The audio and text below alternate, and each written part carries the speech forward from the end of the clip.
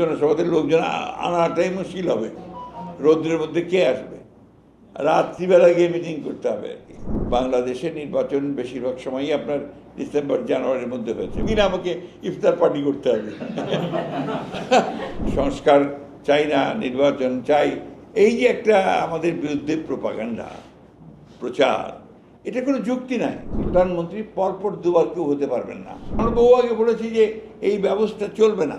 আমরা আশা করছি যে সরকারের একটা তারা বিবেচনা করতে কিছুটা বলা যেতে পারে বাস্তবতার প্রেক্ষিতেই তারা বিবেচনা করবেন, এবং এর সময়টা তো ঠিক না। আমি প্রথম দিনই বলেছি আপনার যে time is not good for election. আপনার রোজার মাস, রোজা শেষ হবে, ঈদ শেষ হবে, তার কয়েকদিন পরে নির্বাচন। আপনি ভাবেন গোটা রোজার মাসটা ক্যান্ডিডেটদের কী অবস্থা হবে, পলিটিক্যাল ওয়ার্কারদের কী অবস্থা হবে। আমি তো নিজে এখনই চিন্তিত যে প্রত্যেক দিন আমাকে ইফতার পার্টি করতে হবে। না, এটা আপনি নো জোক, এটা বিরাট ব্যাপার। একটা ব্যয় দ্বিগুণ হয়ে যাবে, ব্যয়টা দ্বিগুণ হবে, এবং সেই ক্ষেত্রে আপনার সবাই যে আমরা অনেকে চিৎকার করি, আমরা সবাই যে আপনার অর্থের কমাতে হবে, মুখের কমাতে হবে, এটা তো বাড়বে। This number one. Number two, গরম, প্রচণ্ড গরম। সেই সময় আপনার ঝড় বৃষ্টি আছে দিনের বেলা। আমরা তো আমাদের যে কালচার, এখানে নির্বাচনে জনসভা করতে হয়, জনসভা করে লোককে বলতে, জনসভাতে লোকজন আনাটাই মুশকিল হবে। রৌদ্রের মধ্যে কে আসবে?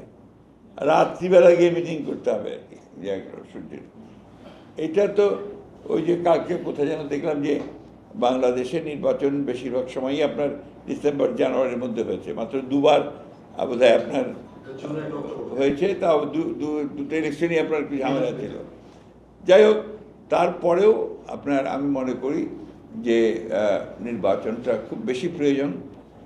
এটাতে আবার অনেকে আমাকে ভুল বুঝবেন যে সংস্কার চাই না, নির্বাচন চাই, এই যে একটা আমাদের বিরুদ্ধে প্রোপাগান্ডা প্রচার, এটা কোনো যুক্তি নাই।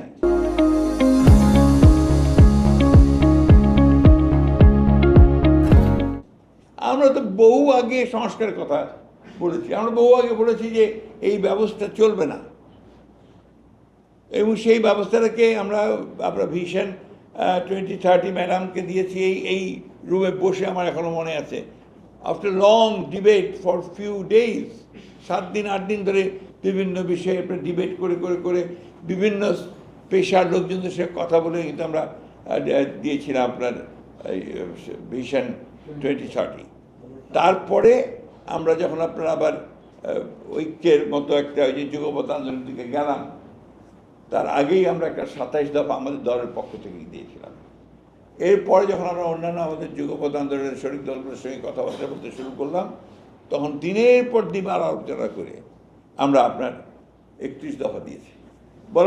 বলা হচ্ছে বিভিন্ন যে আপনারা খেয়াল করে দেখবেন সবে যে ঐক্য, অমুক জায়গায় ঐক্য নাই। বিএনপি এবং দুঃখজনক ব্যাপারভাবে আপনার সংস্কার কমিটিগুলো তারা যেভাবে জানতে চেয়েছে, এটা অনেকটা যে আপনার স্কুলের টিকমার্ক দিয়ে কি রাজনীতি হয় নাকি? এটা একটা অসম্ভব ব্যাপার। আমাকে তো আমরা বলেছি প্রধানমন্ত্রী পরপর দুবার কেউ হতে পারবেন না। আবার বলেছি যে 1 বছর বাদ দিয়ে আরেকবার হতে পারবেন, অর্থাৎ 3 টাইমস। আমরা তো এই কথা বলিনি যে তারপরেও হতে পারবে। তো এখন এই জিনিসগুলোর আপনার ব্যাখ্যা করা দরকার। এটা একটা বিরাট একটা আপনার আমাদের দলের তরফ থেকে একটা বিরাট রকমের একটা আপনার অ্যাডভান্স যাওয়া, যে আমরা বলছি যে 2 বছরের বেশি হবে না, তারপরে আরেকটা হতে পারে।